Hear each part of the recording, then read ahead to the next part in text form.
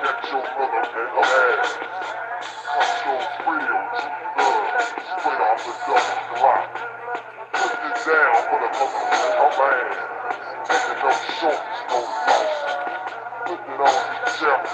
It made Flair ain't ass. You better attend to what's real. Shit, taking over this shit 9-5.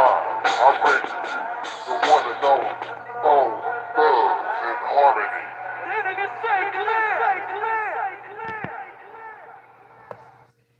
Yo, hands down, one of the hardest intros I ever heard on a hip hop album right there. I remember when I first heard that in the summer of '95 when I bought this album with my cousin.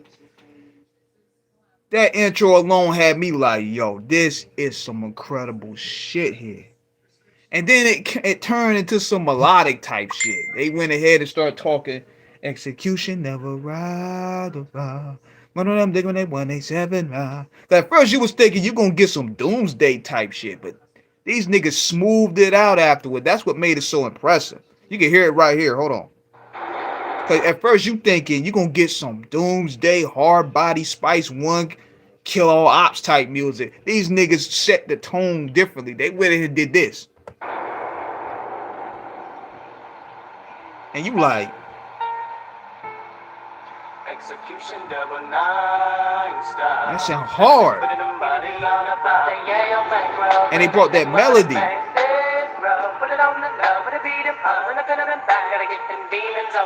And you see,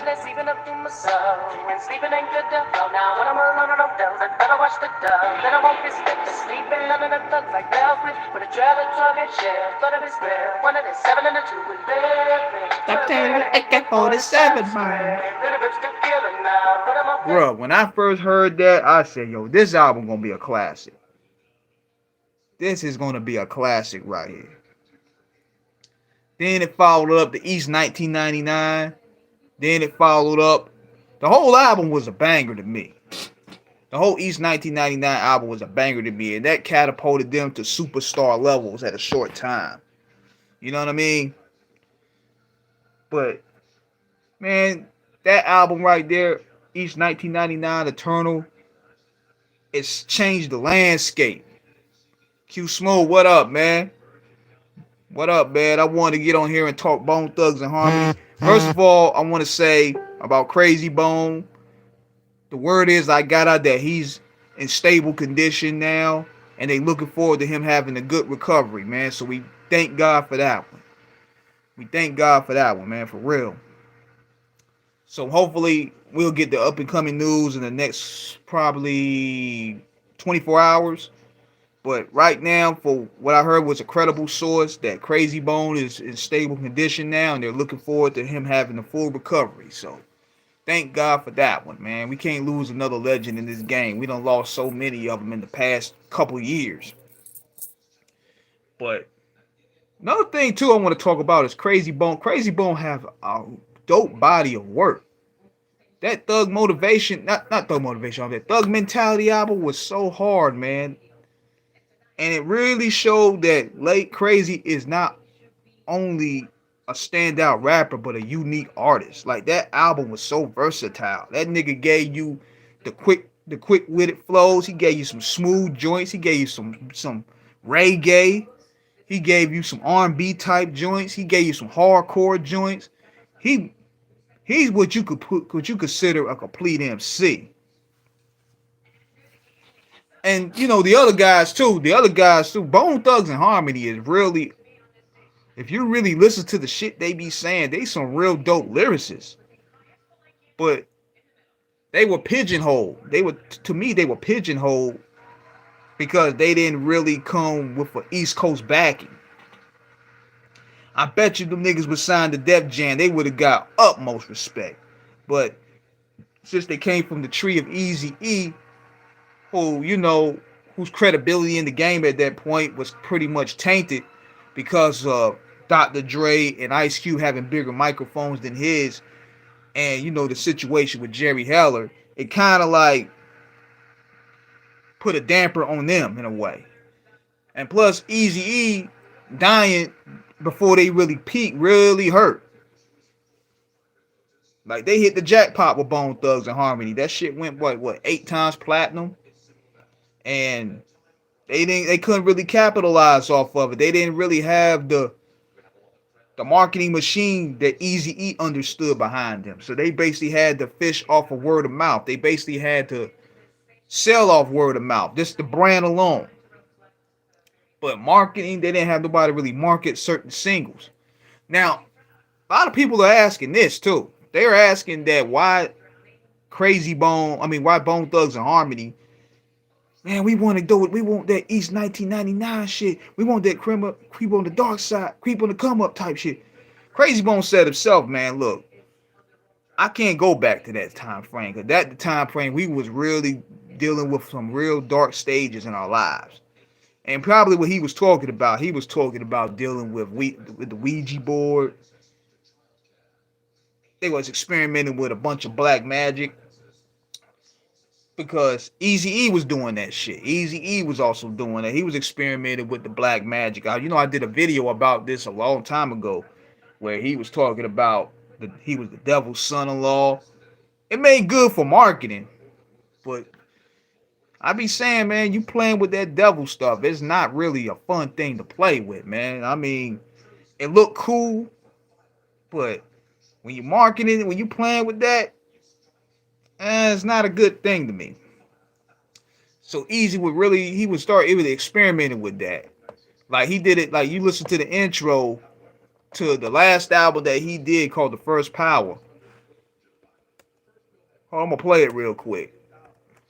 They was experimenting with that. And you could also say that Eric was he loved horror movies and he loved shock value. That's what he was the type of individual that he knew how to push buttons. He knew how to really incite people. That was his gift. He was the one that pushed that line for people to say F the police. He did a lot of this shit for shock value. But a lot of people interpret things a certain way. Like you can listen to this here. This is called The First Power, where Easy was experimenting with that. I think he brought that on to Bone Thugs and Harmony, which worked. In a way, it gave them a dark, mystical image. But somewhere down the line, I think they were like, nah, we don't feel cool doing this, man. They had like what we consider a spiritual awakening. And that can really happen. I'm going to play the Easy E joint.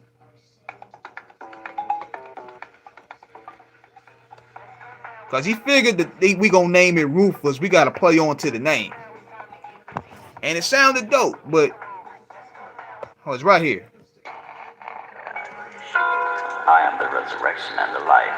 He who believes in me, though he die, yet shall he live. And whoever lives and believes in me shall never die. Shut up, bitch. Fear not them which kill the body. Rather fear him which is able to destroy both body and soul in hell.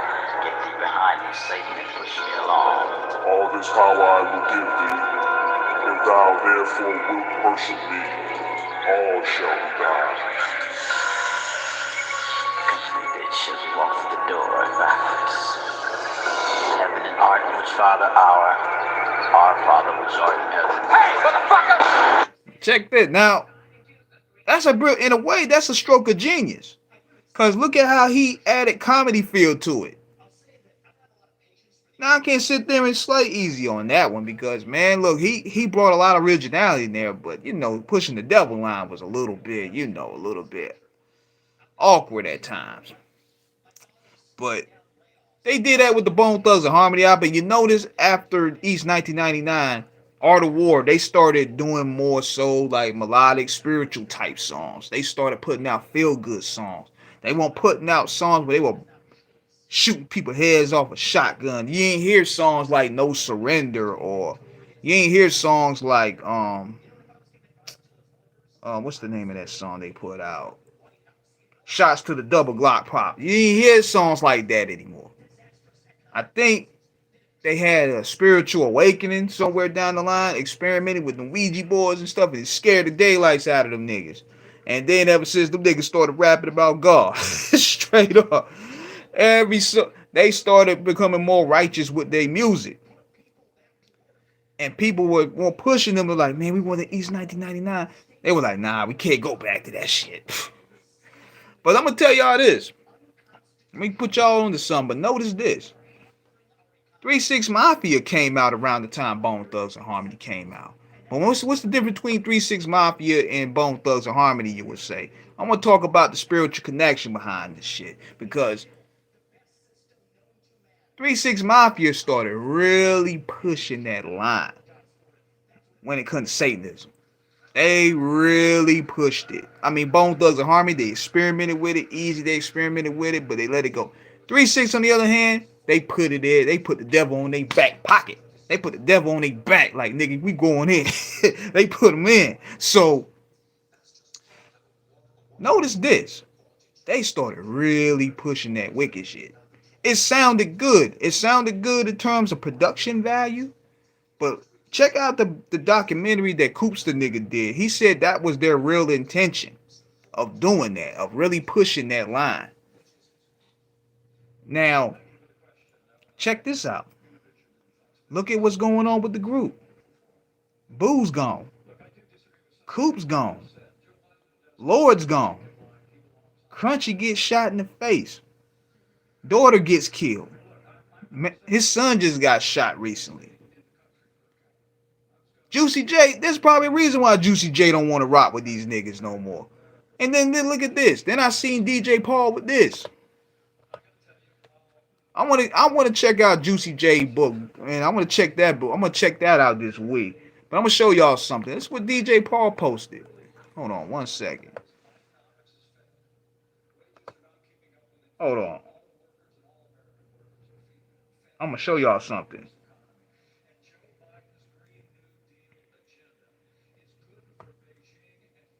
Hold on one second, y'all. I'm gonna show y'all this here. I gotta go to the search engine right here, DJ Paul. I'm gonna show y'all this.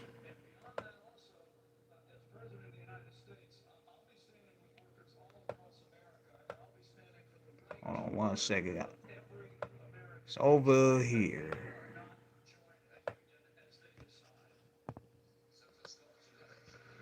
Okay. It's right. Look at this. I'm gonna show y'all something. Look at this. Yo, Paul is bugging. Look at that. What is that, y'all? Man, it's more in your face than you think it is. It's more in your face than you think it is.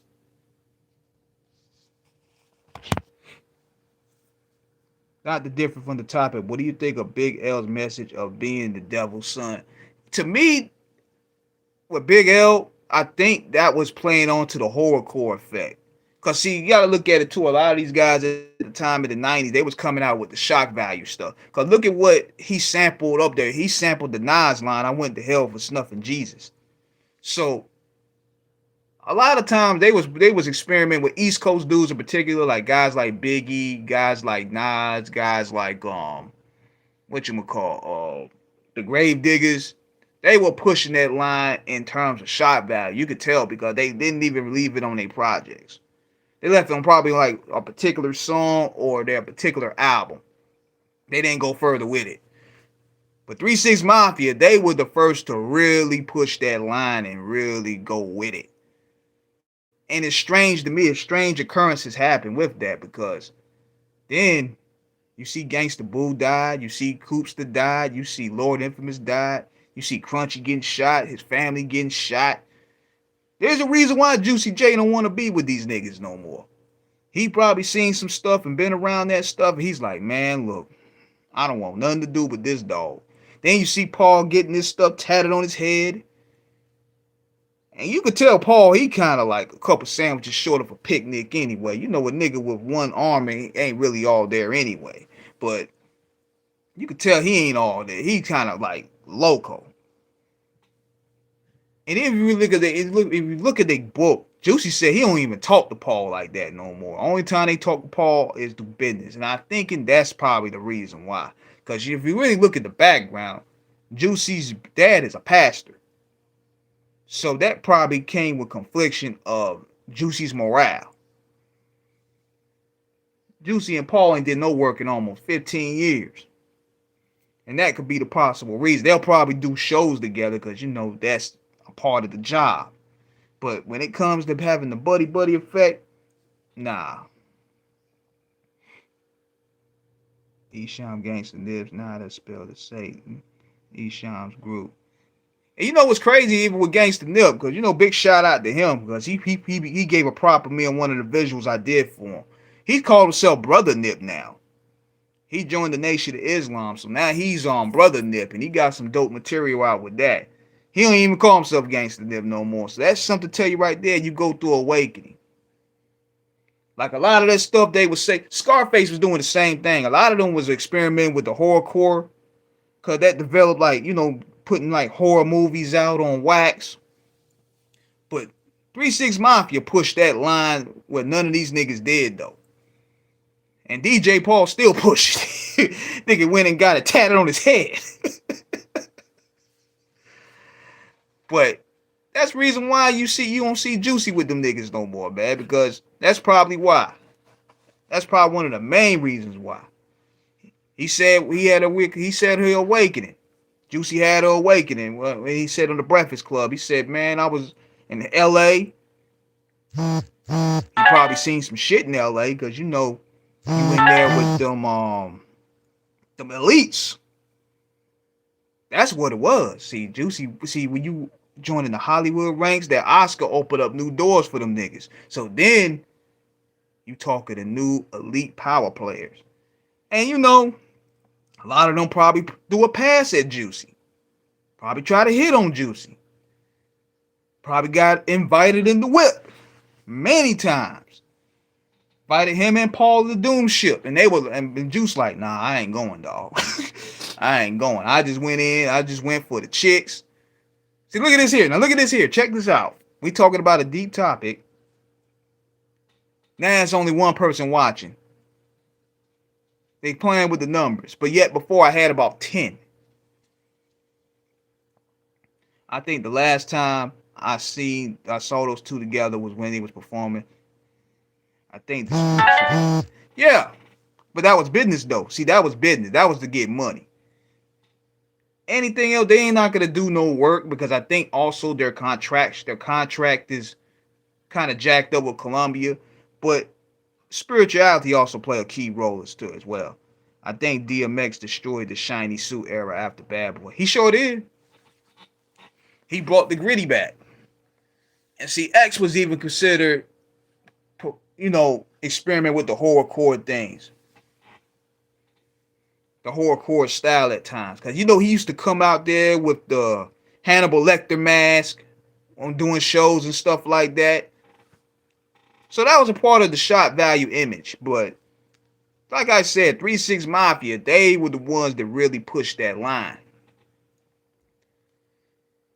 With the devil worship and stuff like that. Even Coop admitted it. Coop said it on his documentary. See, look at they playing with the numbers, man. Look at that. Now I only saying they got one person watching. There's more people watching than y'all think.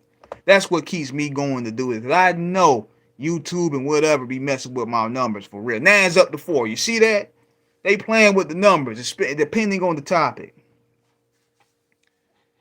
Same with Eminem. Yeah. They all play with it. But I'm thinking what happened, they go do spiritual awakens, or they go through experiences where they don't even touch it no more. It sounds good for the moment. It sounds good when you in the booth. You high on shrooms and ecstasy pills and acid, and you creating this stuff, but the results is not pretty. It's not pretty when you see people get shot. You start seeing that bad luck energy, that dark energy surfacing around. Your loved ones start getting hurt. You start seeing different things happen in your life. It's not cute then. Shoot, Eminem, he don't even talk about it. He don't even rap like that though, boy. But see, look at also those guys was also under so much drugs too. M was doing every drug you could think of, coming up with some of that crazy stuff he was rapping about. But Bone Thugs and Harmony, they ain't want to go back to that. They did not want to go back to that at all, and I don't blame them. Remember, Busy Bone went crazy and shaved all his head and signed the High Power Records with the essays. Yeah. Now, part of that also, Busy's a crazy dude. Part of that is also trauma. Busy also has trauma for being, he went through trauma with being kidnapped, getting tampered with. I can't say the M word here, but getting tampered with. And that really played a role in his childhood. It played a role in his mental. So Busy has always been very unstable, and I'm hoping the brother gets the help that I'm glad that he looks healthy now, because I was very concerned for him. But he would drink and smoke a lot, man, and I'm glad that he finally getting himself back together. Like, for example, Devil's Night and D12 World and his own music. Yeah, Devil's Night, prime example. He changed it to D12 World next. But, and they say it a lot. They sell their soul. What are they selling their soul for? That's what you got to ask yourself. What do they mean by they selling their soul? I think, now my definition, when they say they're selling their soul, that means you're no longer owning. That means you no longer speak for yourself. You speak for a corporation. You speak for a manager. Eminem can't really do free interviews no more. He got to ask Paul Rosenberg to do interviews. Eminem hasn't really done a good interview with anybody other than Sway. Paul Rosenberg tells him what to do. That's what it means by selling your soul. You got to hide behind your house and you can't talk to anybody. I understand being exclusive to the brand and all, but when these managers and these corporations start controlling how you interact with the people, that's what it means by selling your soul to me. It also means selling your soul is you compromising yourself to do things that's against your morale for compensation. Those are my definitions of selling your soul. But see, like saying they with Jay-Z, it's like these guys, they can't be free. They got all the money, but see, at the same time, you can't be free and interact with the people. You gotta hide behind a fortress. You know what I mean? You can't really be there with the people. Eminem kind of bit a Sham style on D12D. He did. It's blatant. He bit a lot. Eminem would tell you he copied a lot of people's styles. He got his style from the Outsiders. He got his style from not Pace One, but what's his name? What's that motherfucker name? Master Ace. The Outsiders. I'm glad Busy Bone got the help you need because he was going wild, dude. Yeah, Busy's a wild dude, man. Busy is a wild dude, man. I'm glad he getting the help that he needs.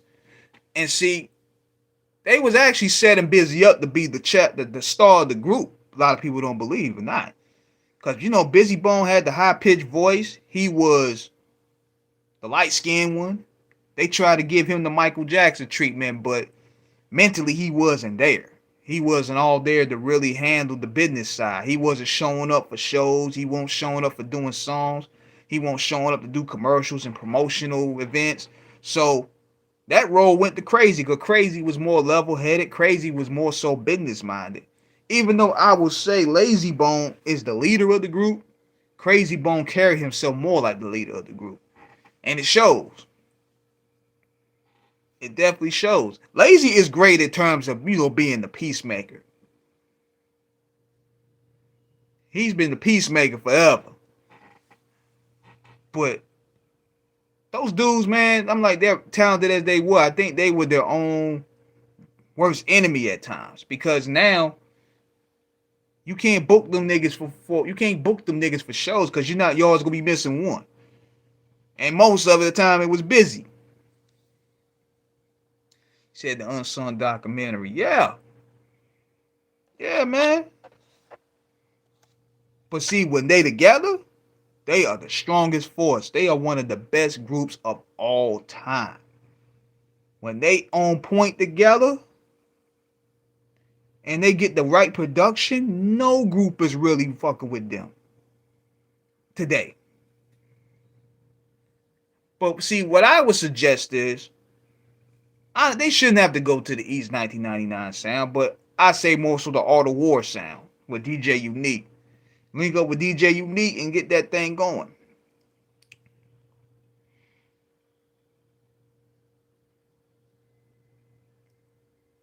Unsung documentary. Yeah, that unsung documentary was dope.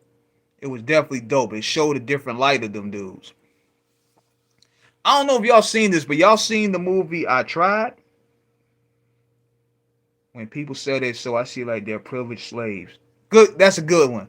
They may have temporary satisfaction as well, but they lose their dignity on the way. That's a good one right there. I might have to use that.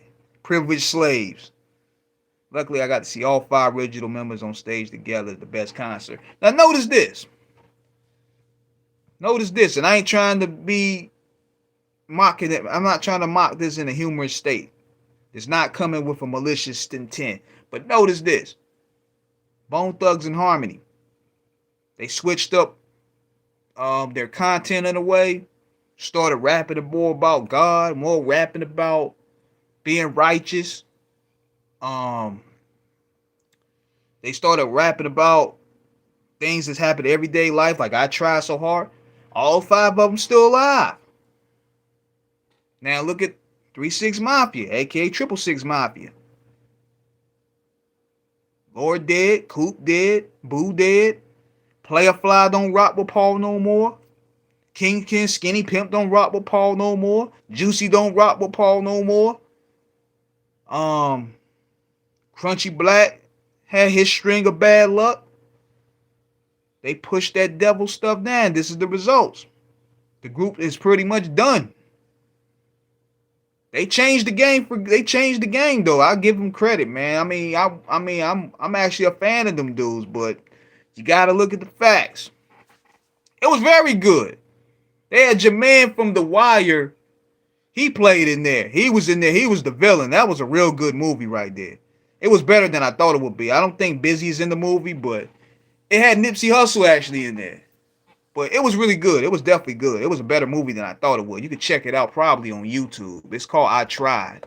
That movie came out with the album. And I bought that because I'm a fan of Bone Thugs and Harmony.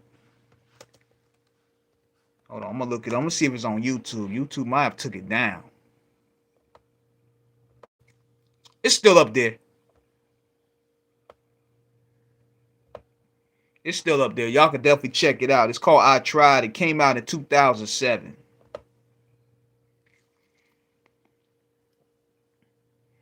But yeah, man. They need to go ahead and what else they should do? They said they should come with I think they should come with a good documentary on Bone Thugs and Harmony. It's long overdue. Somebody need to go ahead and cover their story. I don't want to see no weird movie. I want to see somebody do a good documentary on them dudes.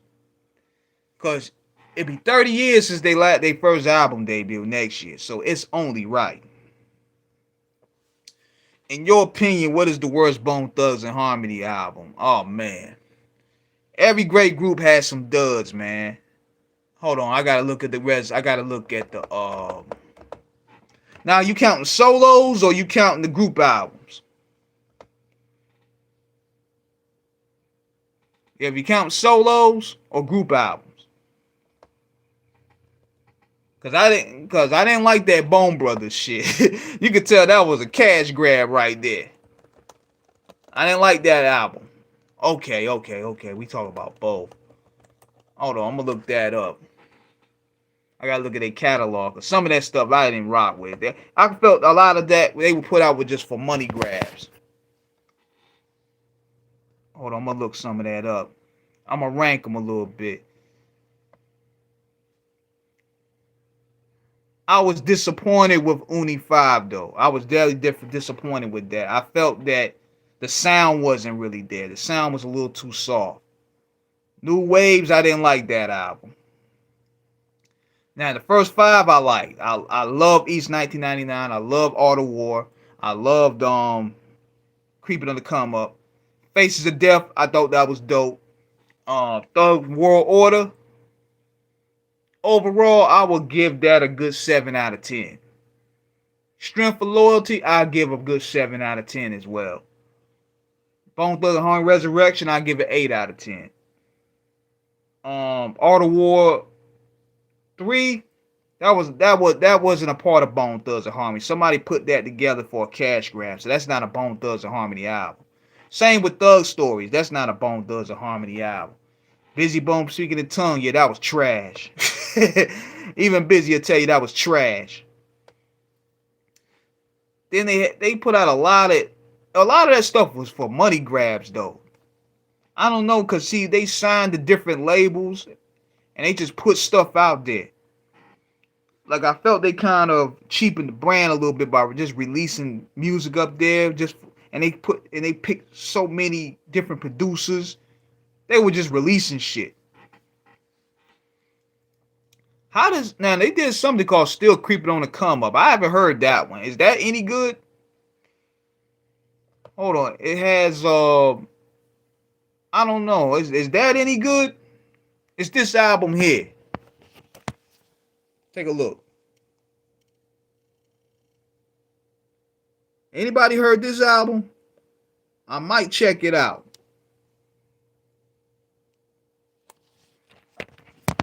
Cause they put out a lot of albums on these small labels. A lot of it's hit and miss. But when they come together like Voltron, I remember Busy Bone saying he was having a problem with Worthless Records and Easy Widow at the time. That explains it. That definitely explains it. Yeah, that definitely explains it. And therefore, after that, Krayzie Bone drops Thug Mentality, which is one of the best Bone albums I ever heard. Crazy, man. He showed his worth with that one. That double album, one of the best double albums I ever heard. And shame on Spotify for not putting that shit up there, man. That shit need to be up there as soon as possible. That album cost like $29, man. Nigga, I cut so much extra grass to buy that album. Shoot. Y'all don't see, these people don't know nothing about how we had to go to the store and literally buy those albums. I had to cut 3 people's yards to buy that album. I haven't heard an album in a long time. I gotta go get it back. They gotta put it back up there, man. Like, how you gonna put a Bone Thugs and Harmony catalog up there and you don't have Thug Mentality up there? Like, come on. Flesh and Bone debut from Def Jam West was dope. Yeah, I like that one too. Cause I like how Flesh organized it. He put the righteous songs, the slow songs, the deep songs at the beginning. He put the dark songs on the second side. Flesh choreographed that album pretty good. And that was the first time I heard Big Pun on a record. Oh, and while I'm here, big shout out to my man Big Court from Holding Court Podcast. He did probably the best interview I seen out of Krayzie Bone. I was gonna do an interview with Krayzie Bone, but this nigga he asked everything that I was gonna ask him. So I don't even have to do the interview now. Cause that interview was dope, man. Like, he got deep into the music. That's what this shit is all about, y'all. It's about the music. He didn't ask the same redundant question. He didn't ask about Tupac and Biggie and working with Easy. He didn't ask the same redundant question. He asked him about working with Thug Mentality. Nobody asked Krayzie about Thug Mentality. They always ask him about Eazy-E. They always ask him about working with Tupac. They always ask him about turmoil in the group. Nobody really ever asked Krayzie about his album.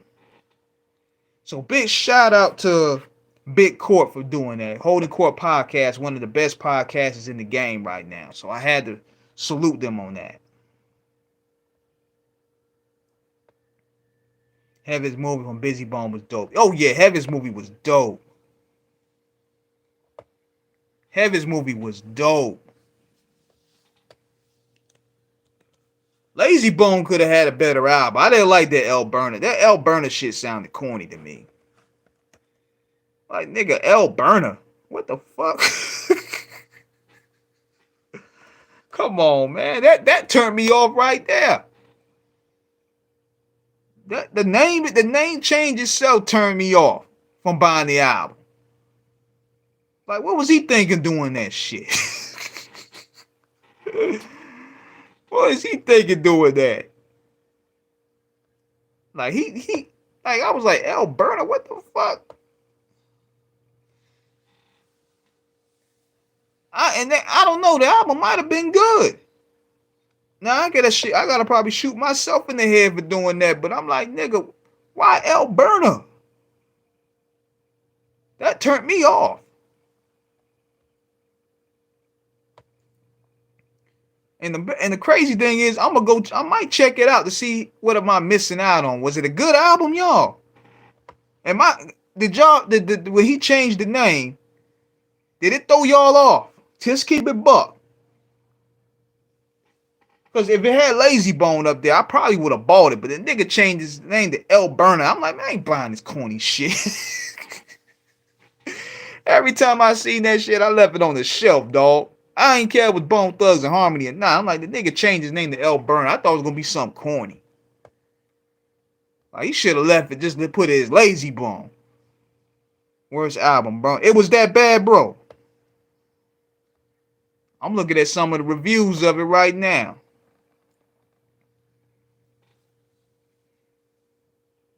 I'm like, damn, bro. I gotta hear that album though, man. I mean, was it that bad? Does Lazy have any dope solo albums? I haven't heard any of his solo albums. I might check one of them out. Does he have any good solo albums? Because he got a few. He got The New Revolution. He got It's Not a Game. He got Thug Brothers, I think, with Young Noble. Let me know, man. Because I want to see, because we already know about Cray. Cray got some dope shit. But see, what turned me off, I'm going to tell you this, and this may sound a little crazy to me. People may get mad at this. I don't care. But when I see whack niggas featuring on these projects, it turned me off, man. When I see whack niggas featured on their projects, it turns me off, man. Just like I was gonna buy Lazy Bones, The New Revolution, then I seen this dude named Mr. Capone E on there, or Mr. Criminal. Them dudes is whack.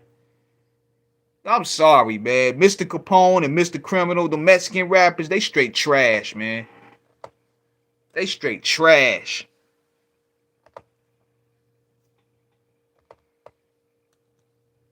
And they when I see features with them dudes up there, I just automatically get turned off, man. I don't know not one dope Mr. Criminal song in my life. And people scared to say it, man. They scared they probably gonna get banged on. I'm like, man, fuck that. Who is your favorite Mexican rapper? I don't have one right now. I don't have one. I ain't seen one. I ain't really seen one, honestly. I haven't really seen one. And I ain't trying to shit on them like that, but I need to see one. I need somebody nice with it. A lot nice Latino rappers. They running the shit. It's not Latino rappers, but I ain't seen no dope Mexican rappers.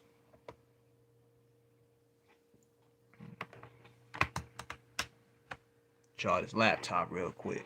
But I heard Mr. Criminal and Capone E a few times. Like, man, get this shit out of here, man. I don't want to hear this, man. Bunch of baby jokers up in this motherfucker.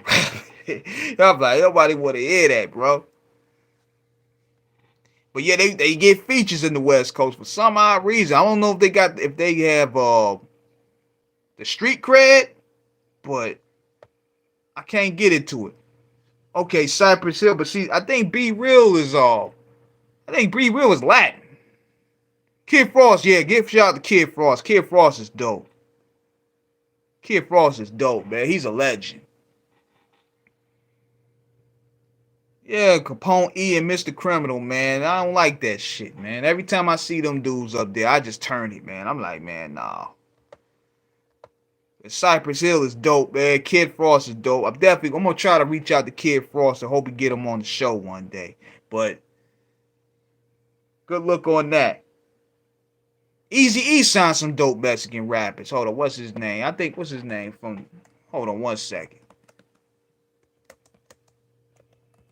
Easy E could have tapped to that market and helped us, man, because he sure wouldn't sign Mr. Criminal.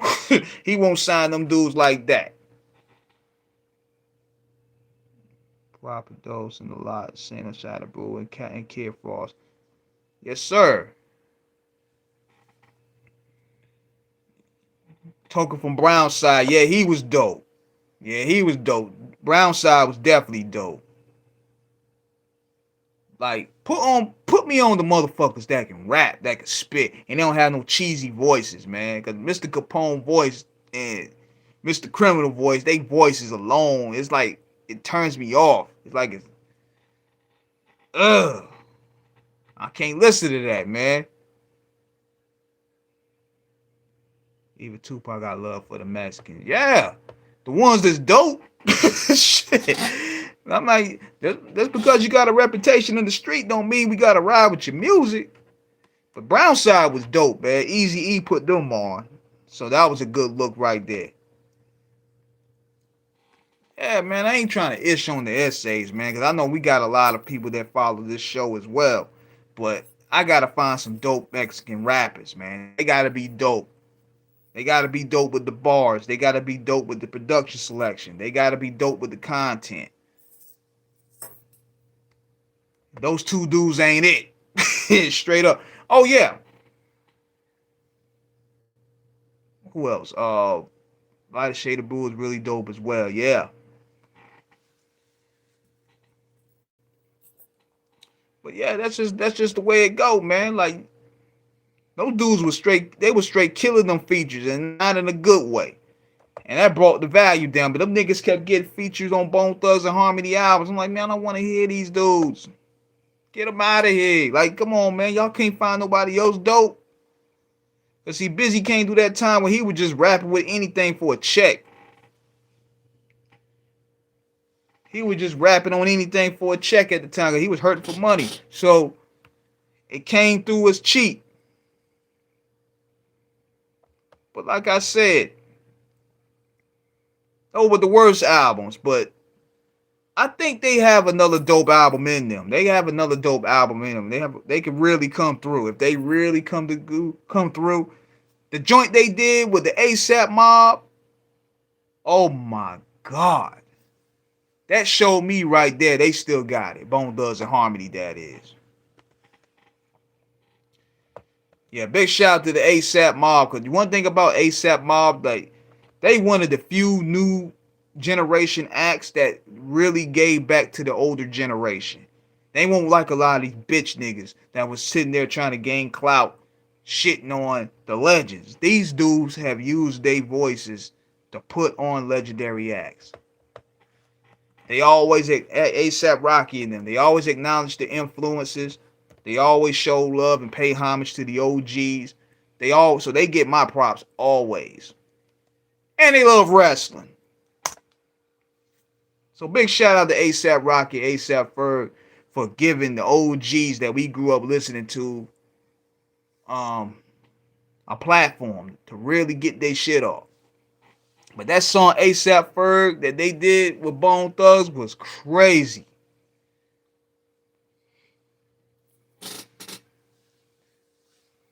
And I forgot, Snow the Product is dope as well. I gotta check her out. DTH, a lot of Shade of Brown was a Mexican. Easy E. Oh, word. Okay. Yeah, good looking out, man. But the Mr. Criminals and E Capones, nah, I can't rock with them, man. I just get turned off when I see them on the track list. I put them niggas albums back. I could be buying. You gonna have a classic album right here. As soon as I see E Capone, it's on the shelf. Straight up. That's just the way I was. You know what I'm saying? That's the way I was. I'm like, I ain't want to hear them dudes. I did not want to hear them dudes at all, man. But, yeah, man. I'm about to probably go ahead and turn in because it's about to get late, man. I just wanted to wrap it up. Krayzie Bone is doing good, hopefully. I mean, the news. Hold on. This is the news source right here. I think it came from, what's this guy name? What's this motherfucking name right here? One thing I want to tell y'all is this: when niggas is saying rest in peace, Krayzie Bone, don't pay attention to that. Niggas is trying to get clout. They got all these bloggers trying to get clout off there. Funny thing is, Mr. Capone did a tribute to Tupac a couple years ago. Man, Tupac went back to sleep in his grave. He want to hear that shit. Pac turned back around in his grave. He like,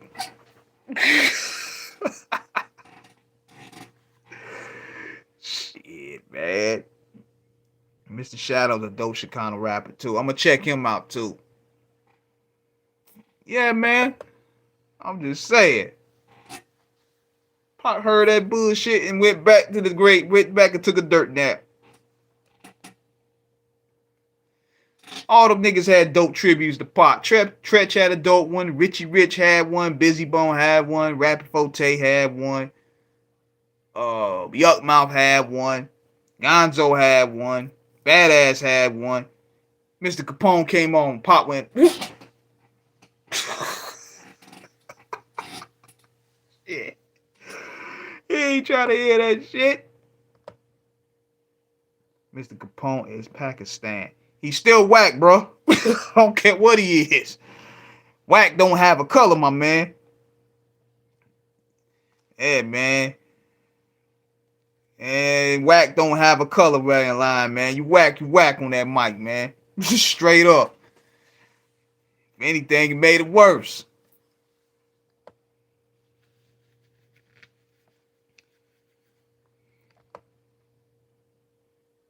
But yeah, man, that's just what it be.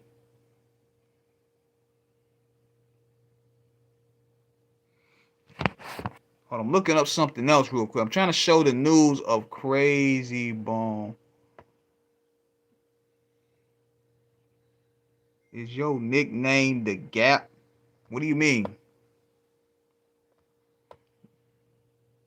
Is your nickname The Gap? What are you talking about? Yeah, Mr. Criminal, he's not that good either.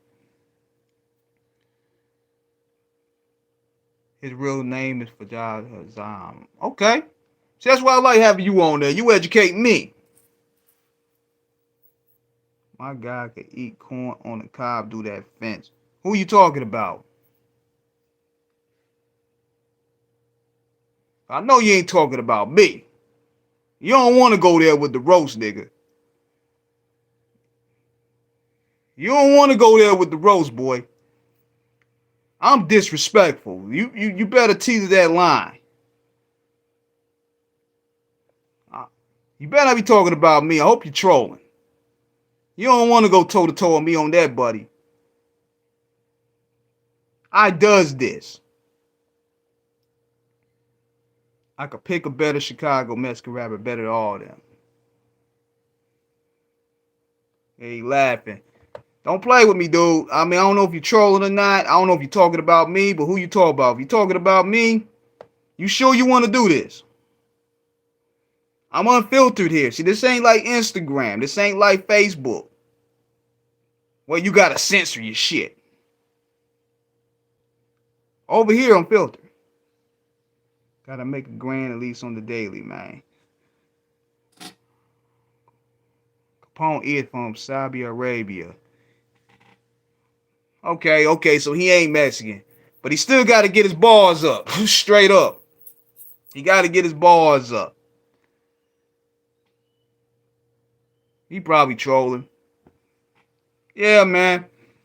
That's what comes with the territory, man. But see, I can't roast these niggas on Facebook and on Instagram like that, because they got my shit so on dog watch, man. Like, if you notice me posting, I can't even curse on there. These bitch niggas can say whatever they want to me, but yeah, when I say something bad, they get me for bullying. They get me for harassment. That's why I'm suspended from doing lives up there right now, because this sucker came at me. I said I was going to smack the dog shit out of him and his mama. Next thing you know, they got me for bullying and harassing me. But it's all good. It's all good. See, I come from the stage where you can say whatever you want to say. I'm not used to this censorship space. They catch you. They do anything for hate, man. They for hate speech and all that stuff. This new censorship is for the birds. It's for the birds, man. King Edwin. Oh man, championship niggas in the building. What's good? Oh man, that's my boy right here. I am just fucking with y'all. Stay up. It's all good. It's all good, man. They actually do the same on TikTok as well. Yeah, it's that censorship, man. It's like I love going back and forth, man. Even though it's sometimes I don't even be mad. You know what I'm saying? I don't even be mad when I go back and forth with these niggas. If anything, then the algorithm picks up. And then they put you on Facebook timeout or Facebook jail. But I'm like, yo, that nigga said that to me first. Y'all ain't say nothing to him. Especially Tyler Kweli, man. Tyler Kweli, he argue every day with people on the net. I don't know. Yo, I'm gonna tell y'all something. If y'all want to go viral, pick a fight with Tyler Kweli. He gonna respond to you. Do it. Say something to Tyler Kweli, he gonna respond right there and there. Championship niggas in the building. Yes, sir. Yes, sir. Scumbag game in full effect. Yes, sir. I know you got some content about Russell Wilson for tomorrow, though, man. How the Russell Wilson gonna give up 70 points to them niggas, man? You know Future got a mean diss record coming for Russell Wilson. That nigga cold out there.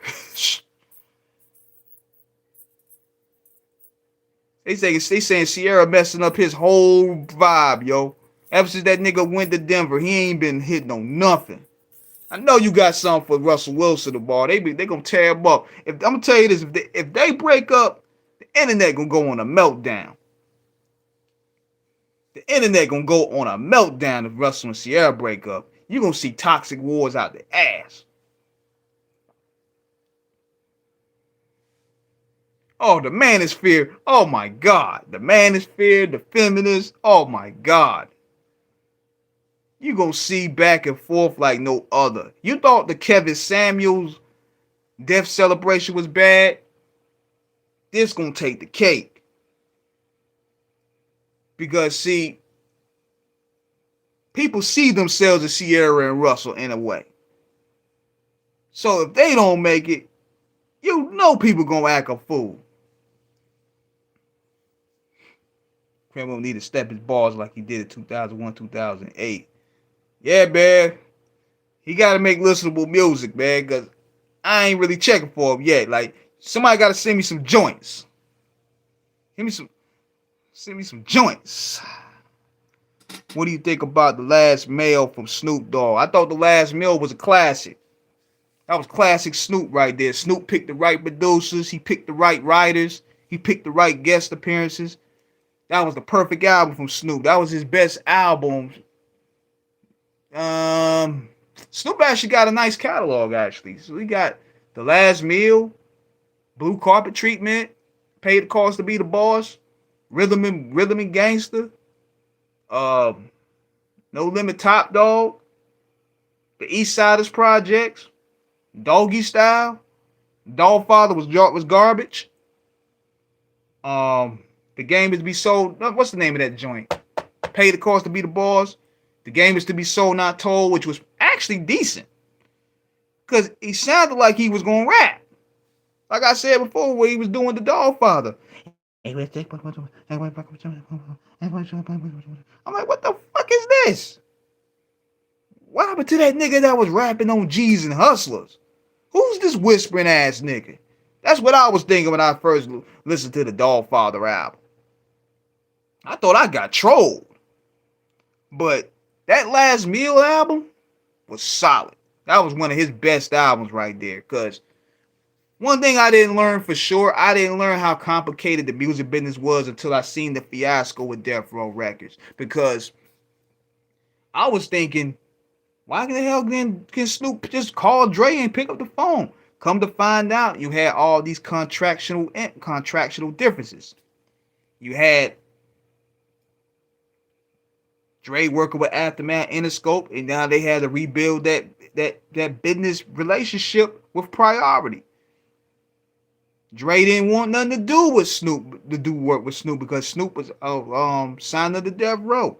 He didn't want to go through the headaches. I was thinking, damn, why can Snoop just pick up the phone? I didn't know it was the business side like that. It was more complicated. Them niggas didn't do a song in almost 3 years after that. So the last meal was a classic because they brought Snoop and Dre back together. He brought the big homie Cocaine on board. He was on like 9 songs. Sugar Free was on 3. Dope production. It was a dope album. What do you think about Better Days, some Tupac album? I thought Better Days was pretty decent. It was pretty decent because it's Tupac, but it wasn't the original sounds.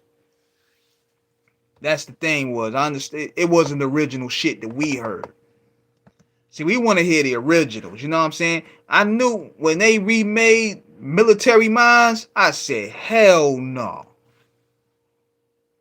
A lot of preppy Zach Morris niggas. A lot of Zach Morris ass niggas wearing Death Row t-shirts. Oh man.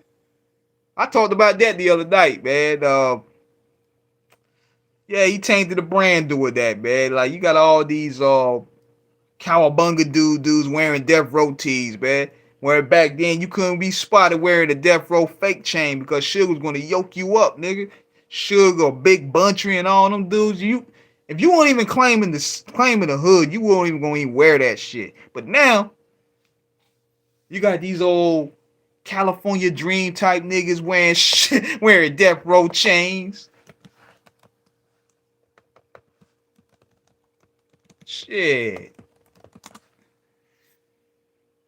Niggas be sitting there. Don't wake me up. Don't wake me up, 'cause I'm dreaming. California dreams. I'm like, hold up. These niggas wearing Death Row shirts? Oh, Screech Powers ass niggas wearing Death Row t-shirts now. And that's what's crazy right now. I never thought I'd see it.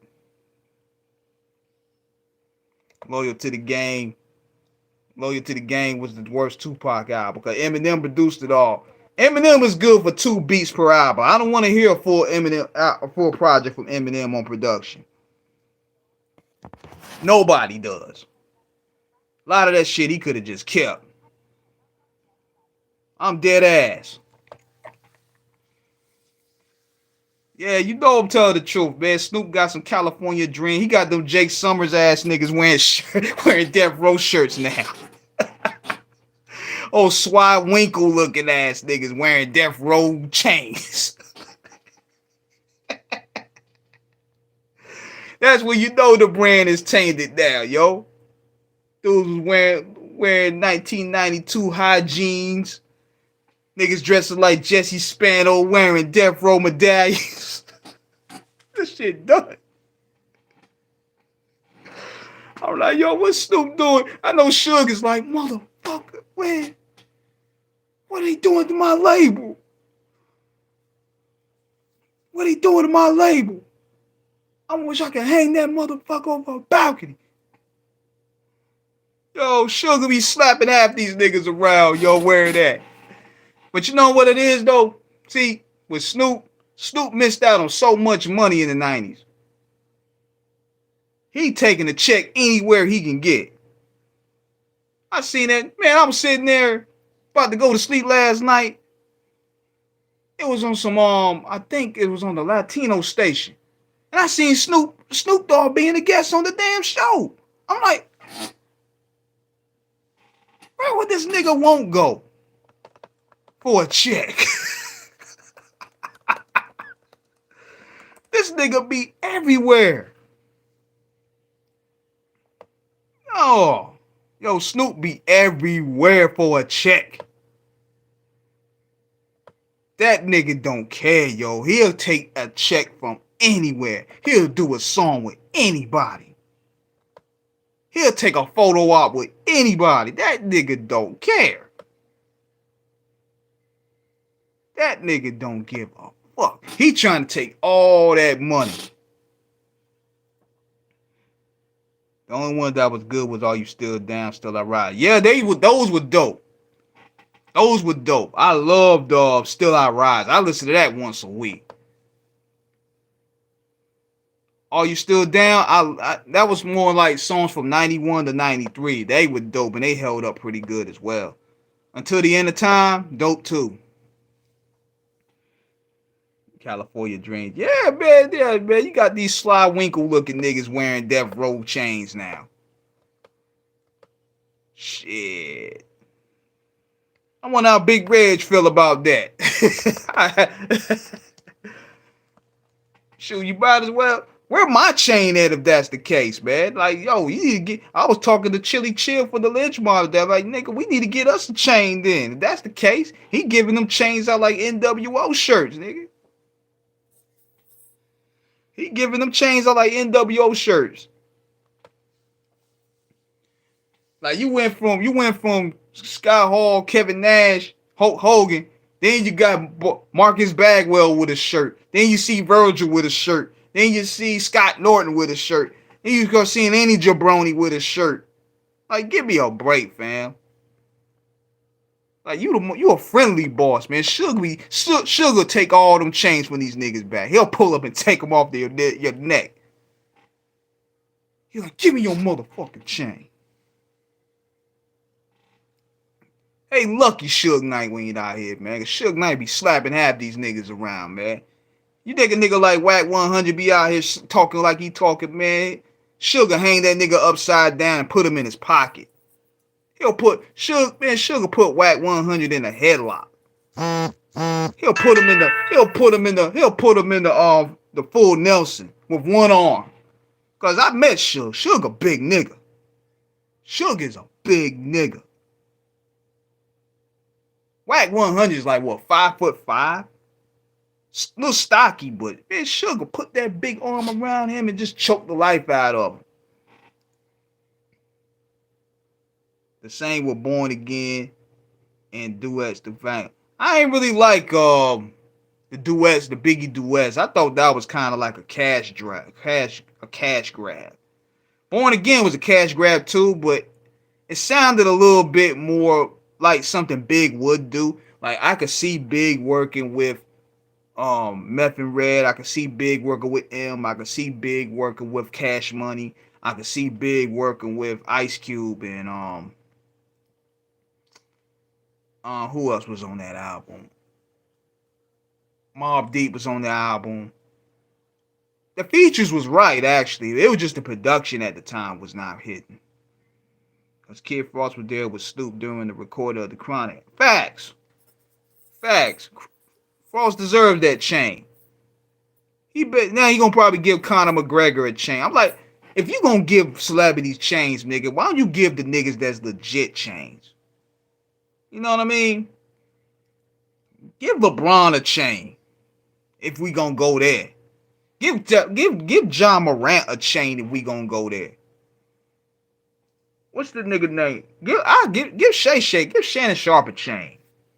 Give Prime a chain. Deion Sanders' son definitely need a chain. Why you giving these preppy looking niggas a chain?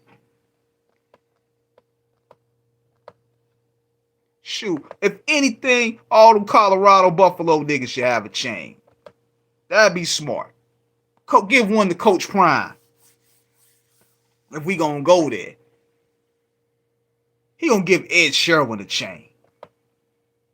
Come on, really? But man, one thing I would say for sure, man, that nigga Snoop be everywhere, man. That nigga ain't missing a check for nothing. Suge Knight was taking all that nigga money, and yeah, he like, yo, I ain't missing shit. Fuck you niggas. I'll crip walk. I'll crip walk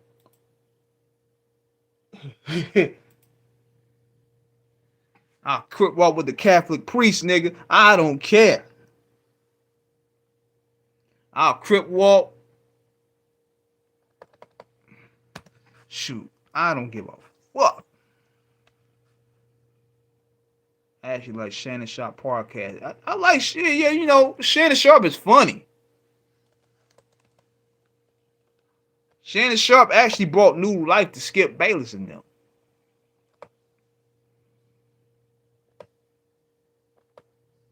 But see, they brought Lil Wayne up there. That shit corny. I'll tell you that right now. That shit corny. It's like he trying to capitalize off the popularity of Cameron and Mace. He thought by bringing a rapper up there, it's gonna really just gonna rub off to him. Man, look, Lil Wayne be sounding like a dying battery half of the time. Yeah, you know, man. And then I don't know if you're gonna talk about this, but I think that Brett Favre should be sided in with the Jets because you got Brett Favre with the Jets. He could make a great deal with the Jets. I don't see Aaron Rodgers. I don't think I see Aaron Rodgers coming back with the Jets because Aaron Rodgers is a little older. So I think they should call that Brett Favre. What you think, Skip? You gotta hear that shit for almost an hour. Fuck out of here, man. Nigga sound like his battery is on 2% the whole time, yo. I personally don't think John Morant need trade. I think he just need a little guidance. And they be thinking this nigga be saying some real deep shit because he Lil Wayne. Get the fuck out of here. He's saying no different what we saying. And Skip sitting there in fan mode like, you know what, Wayne? You are absolutely right. I'm like, this nigga ain't say nothing. I personally don't think John Morant should be over there. I think John Morant should be with the Bulls. Because if he want to really go out there and be with them shooters, he need to go out to Chicago because they get it. They got the ops over there. And you sitting there like, I gotta listen to this shit for almost a damn hour, man. And Skip ain't gonna really go at him like he gets Shannon. Cause you know Lil Wayne still got some connections out there, you know. So he ain't gonna really tie to that boat. He needs to get that he needs to get that pull. He needs to get that hip hop audience. And you know they'll turn on him quick if he diss Wayne. Even though he ain't saying nothing. Yeah, Vanilla Ice, he diss MC Hammer. Yeah, you know, yeah, what it is. I mean, you know, Vanilla Ice, he sold a lot of records. He sold records. And I think Hammer, he sold more records. I'm like, nigga, we gotta hear this for almost an hour. Y'all entertained by this? Y'all trying to jump on some hip hop clout. That's all that is. That's all that is. They just trying to jump on the hip hop clout wave. There ain't really no good chemistry at all. I knew Skip was gonna do it. I knew Skip was gonna jump on the Lil Wayne bandwagon when he seen Cameron and Mace take it off, and you see Shannon Sharp clicking up with Stephen A. Smith. I knew he was gonna do it, but I was like, damn, he really did it? I'm glad that shit is only one time a week. But yeah, man, that's terrible. That's terrible, man. Vanilla Ice, man, Rodney, oh, this. Hold on, let me look that up again. Yeah, Derek be dropping some heat. Whatever. He be dropping some shit for me, man, because there be some stuff I don't even know. That's why you gotta have good supporters. That could put you on to a lot of the back history of what's going on. So big shout out to Derek Mowry, man, for putting me on to a lot of stuff. But anyway, let me get my ass to bed. I gotta go. I got another grind to hit in the morning. Big shout out to everybody that took the time to chime in and chop it up with me. I will be posting up more content this week. So y'all have a blessed night. Be safe, y'all. Peace.